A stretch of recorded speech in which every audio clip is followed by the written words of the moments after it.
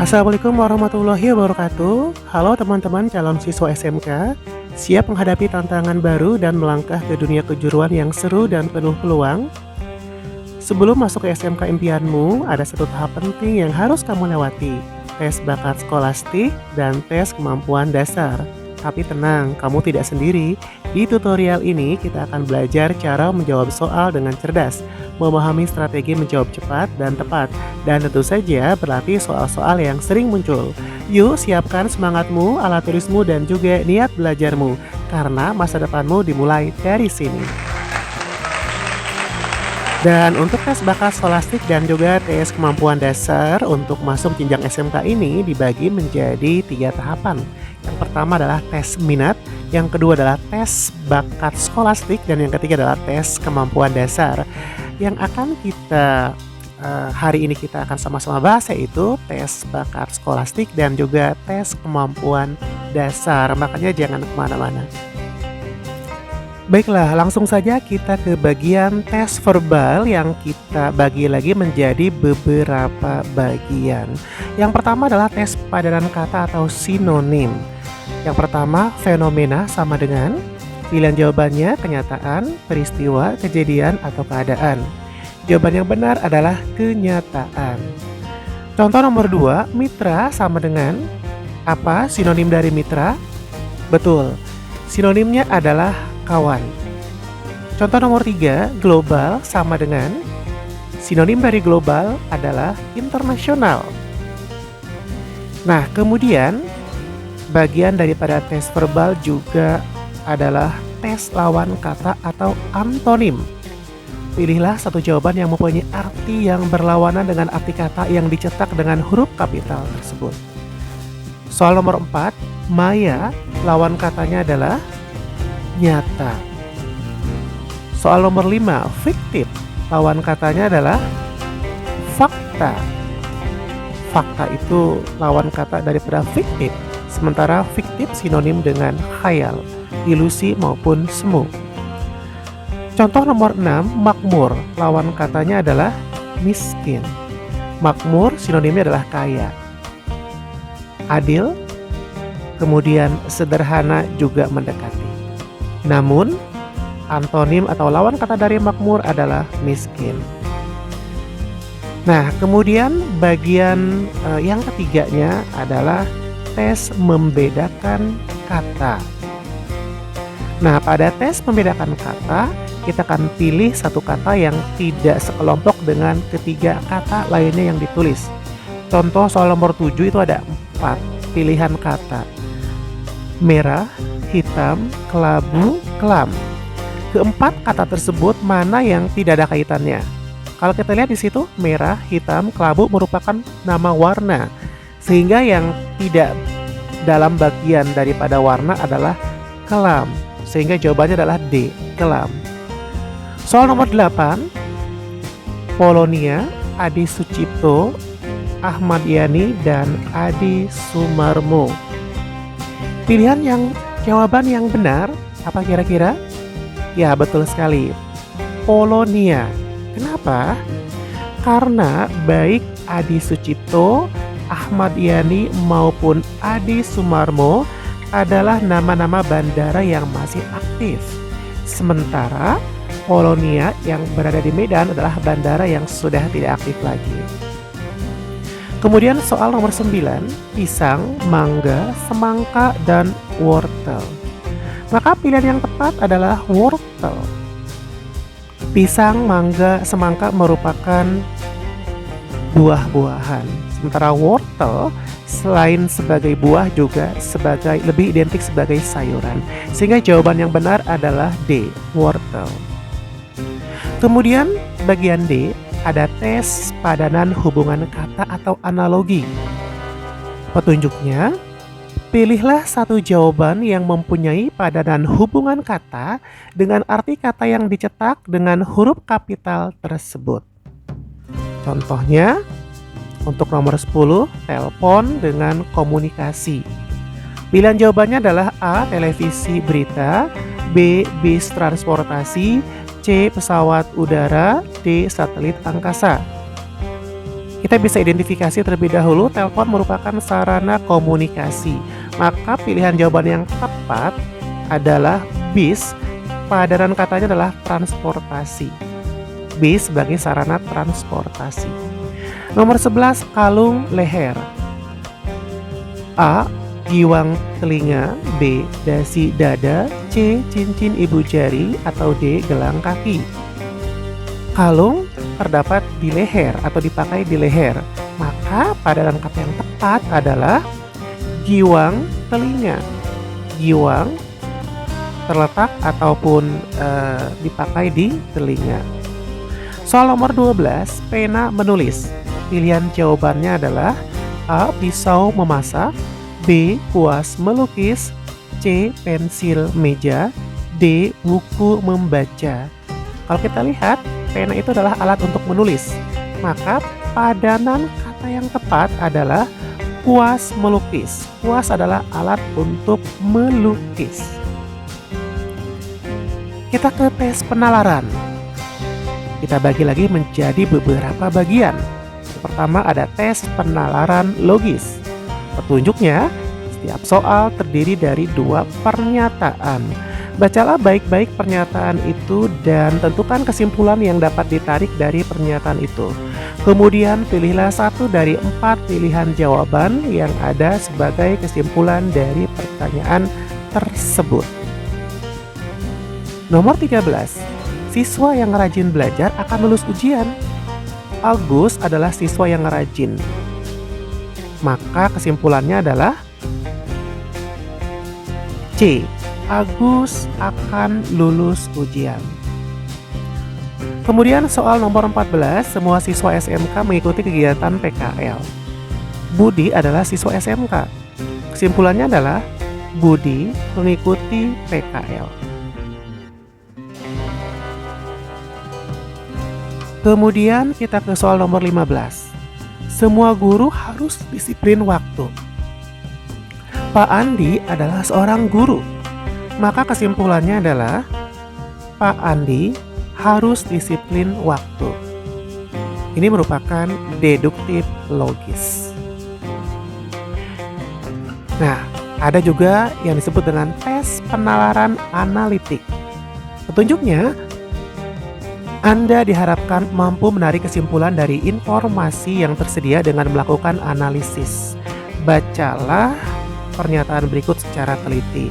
Nomor 16, A dan B berada pada suatu garis lurus.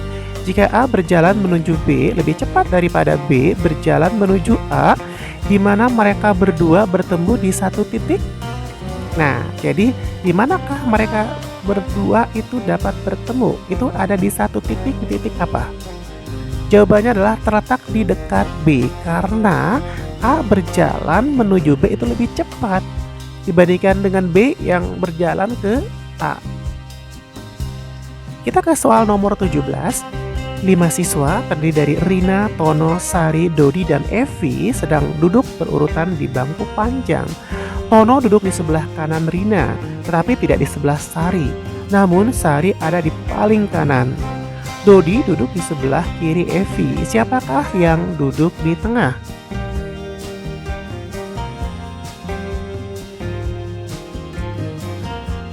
Nah, kita bisa identifikasi terlebih dahulu di mana Sari ini ada di sebelah kanan.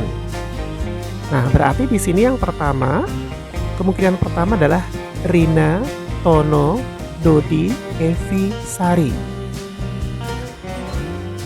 Nah, kemudian kalau misalnya kemungkinan yang kedua, Dodi, Evi, Rina, Tono, Sari. Sari di sebelah Tono. Nah, di sini jelas dikatakan ya bahwa di sini Tono itu tidak di sebelah Sari. Nah, berarti kemungkinan pertama yang benar yaitu Rina, Tono, Dodi, Evi, dan Sari. Sehingga yang duduk di tengah adalah Dodi. Kita lanjutkan, berikutnya adalah tes penalaran simbolis. Petunjuknya, soal berikut ini masing-masing terdiri atas beberapa kata disertai simbolnya. Kemudian diikuti oleh kata-kata yang belum diberi simbol. Lengkapilah kata-kata yang diberi simbol itu dengan memilih salah satu dari 4 kemungkinan simbol yang disediakan. Perlu diingat bahwa simbol dalam suatu soal itu tidak berkaitan dengan simbol dalam soal lain. Ada beberapa kata dalam soal yang simbolnya sudah jelas, tetapi ada juga beberapa kata yang simbolnya belum jelas. Perhatikan setiap simbol yang menyertai setiap kata. Bila Anda telah menemukan simbol itu, pilihlah jawaban yang benar. Soal nomor 18, ayam jantan hitam. A, B, G. Itu simbolnya. Angsa betina putih, simbolnya X, Y, Z. Maka ayam betina hitam simbolnya adalah, kalau kita lihat di simbol di atas, ayam itu sama dengan A, kemudian betina Q, hitam Q. Sehingga jawaban yang benar adalah A, kemudian Q, kemudian Z. Jawaban yang benar adalah D. Soal nomor 19, kucing putih kecil. Ada simbol seperti tampak di samping anjing hitam besar. Maka kucing hitam kecil, jawaban yang sesuai adalah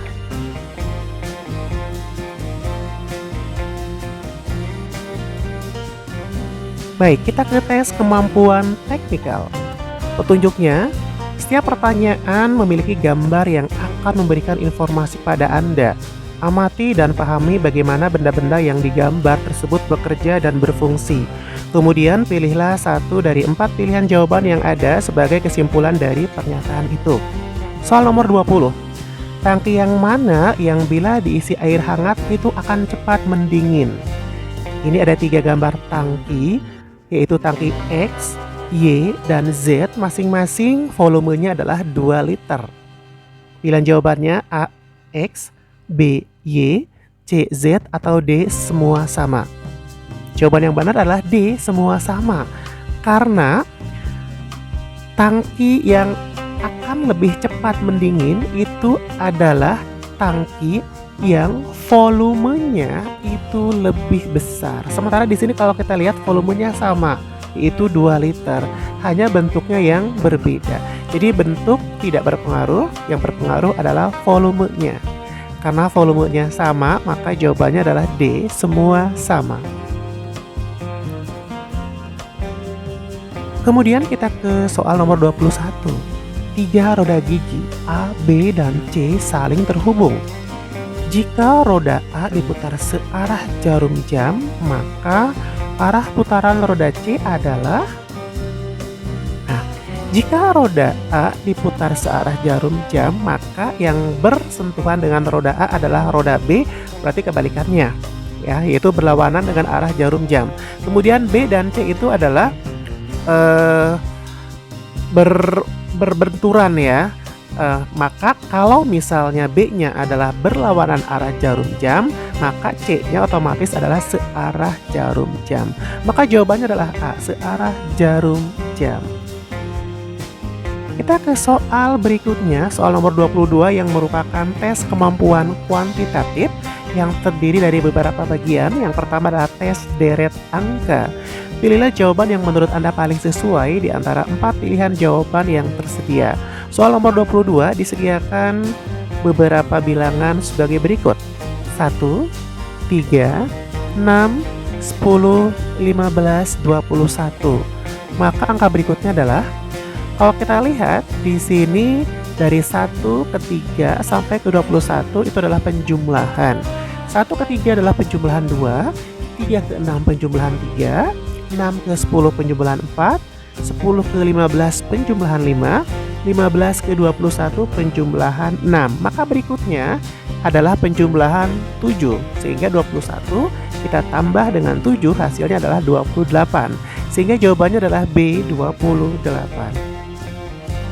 Kita ke soal nomor 23. Disediakan bilangan 2, 4, 8, 16, 32. Maka bilangan berikutnya adalah, kalau kita lihat kita identifikasi bilangan tersebut adalah bentuknya adalah perkalian. Dari 2 ke 4 perkalian 2, 4 ke 8 juga sama, 8 ke 16 juga perkalian 2, 16 ke 32 juga sama. Sehingga 32 kita kalikan dengan 2, hasilnya adalah 64. Maka jawabannya adalah D, 64. Kita ke soal berikutnya, yaitu tes kemampuan numerik. Soal nomor 24. 40 dikali 3 dikali 2 dibagi 24 sama dengan. Nah, jika ada soal seperti ini, maka untuk operasi perkalian terlebih dahulu yang kita operasikan. 40 kali 3 120 dikali 2 240, kemudian dibagi 4 dibagi 24, jawabannya adalah 10. A. Lanjut kita ke soal nomor 25. 12 ditambah 6 dikali 5 dibagi 3.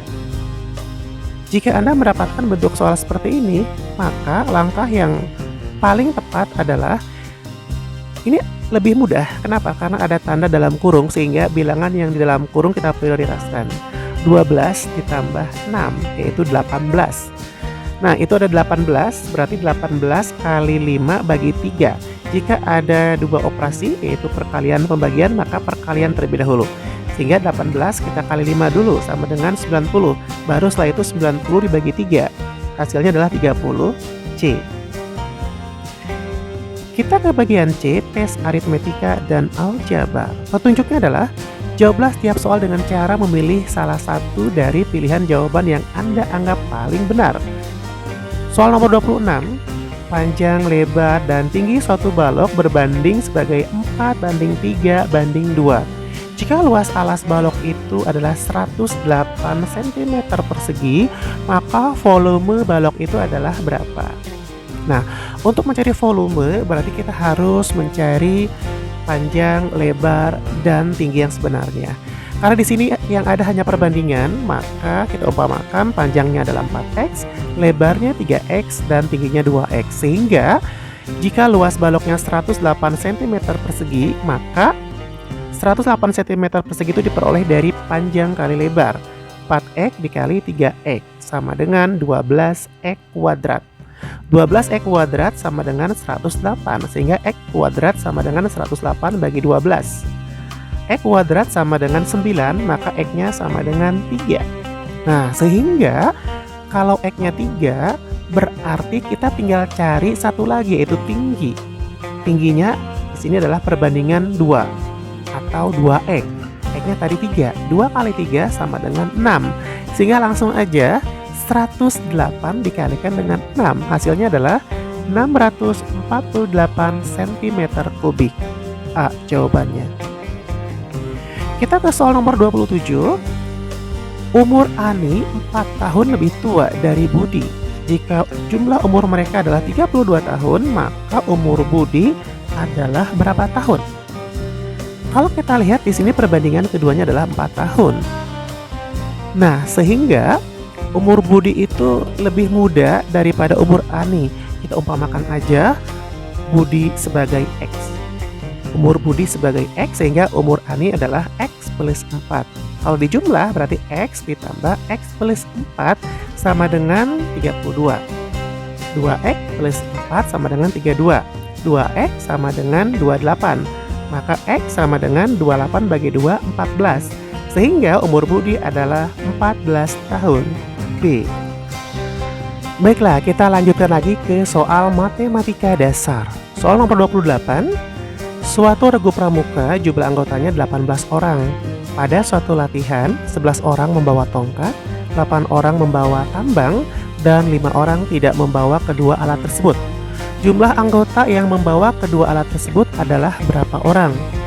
Nah, di sini kita perlu tuliskan. Yang pertama adalah jumlah semuanya ada 18 orang.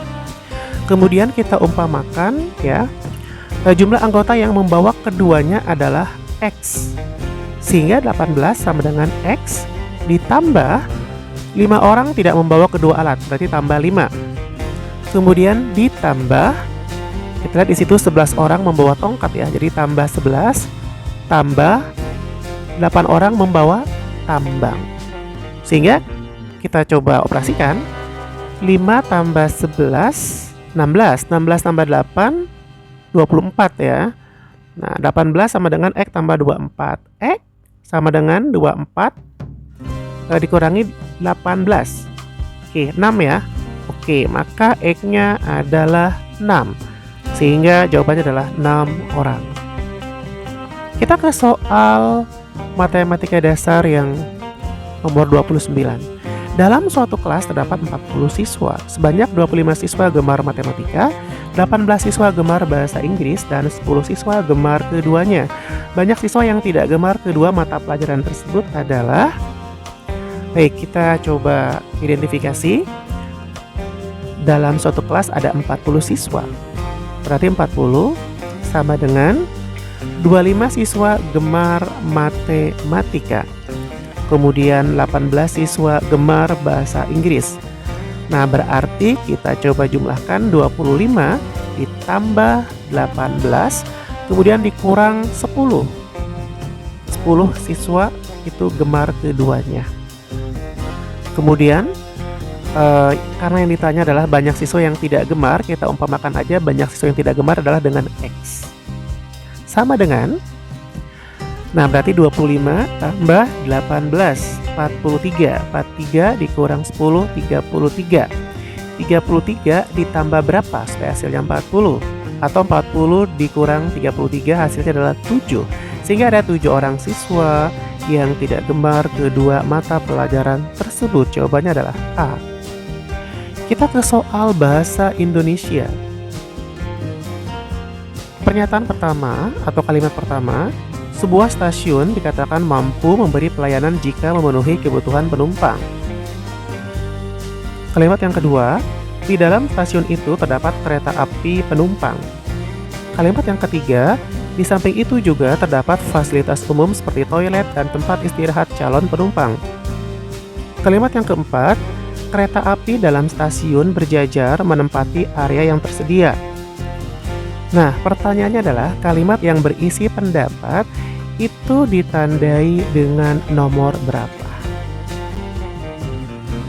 Nah, kalimat pertama ini menyatakan pendapat karena terdapat kemungkinan kebenaran. Kata mampu dan jika pada kalimat tersebut itu sebagai ciri fisik yang memungkinkan kalimat tersebut bersubjektif tinggi. Sementara kalimat kedua sampai keempat itu berisi fakta karena terdapat kebenaran satu yang objektif. Sehingga jawabannya adalah A, yaitu kalimat pertama. Kita ke soal nomor 31. Kemacetan lalu lintas di kota besar semakin parah setiap tahun. Jumlah kendaraan pribadi terus meningkat, sementara pertambahan jalan raya tidak sebanding. Selain itu, kurangnya kesadaran masyarakat untuk menggunakan transportasi umum turut memperburuk keadaan. Jika tidak segera ditangani, masalah ini dapat berdampak pada produktivitas dan kualitas hidup warga kota. Pertanyaannya adalah ide pokok paragraf di atas adalah, nah kalau kita berbicara ide pokok, ini sama juga dengan gagasan ya, gagasan utama yang kemudian dijelaskan oleh kalimat-kalimat berikutnya.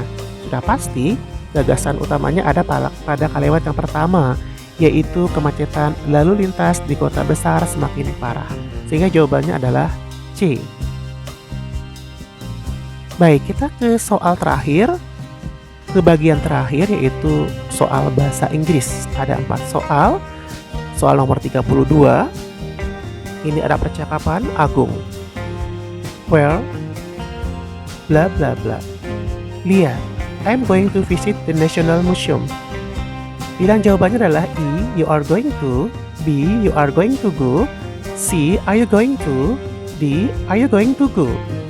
Jawaban yang benar adalah D, are you going to go. Jadi kalau disambung, where are you going to go.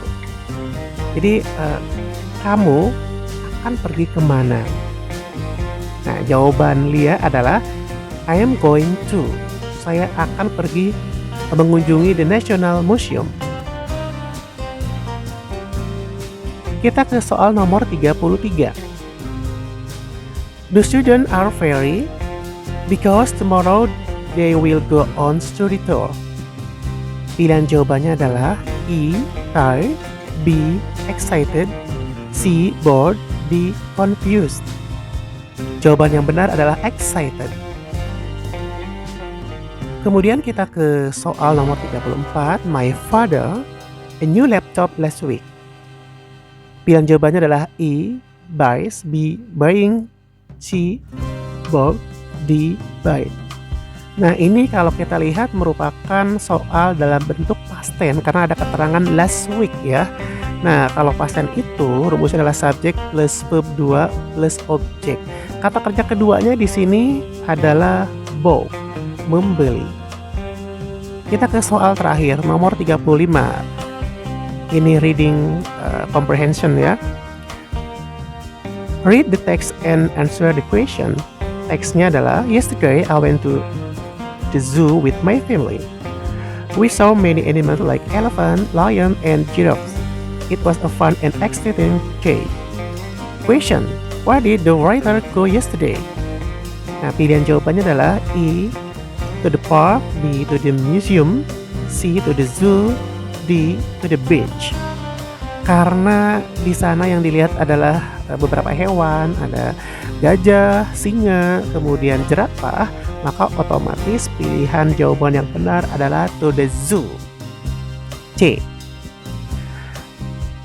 Baiklah, itu tadi pembahasan 35 soal berkaitan dengan beberapa tes masuk SMK, yaitu berkaitan dengan tes bakat skolastik yang mencakup tes verbal, tes penalaran, dan tes kemampuan kuantitatif, dan juga yang berkaitan dengan tes kemampuan dasar, yaitu matematika dasar, bahasa Indonesia, dan bahasa Inggris.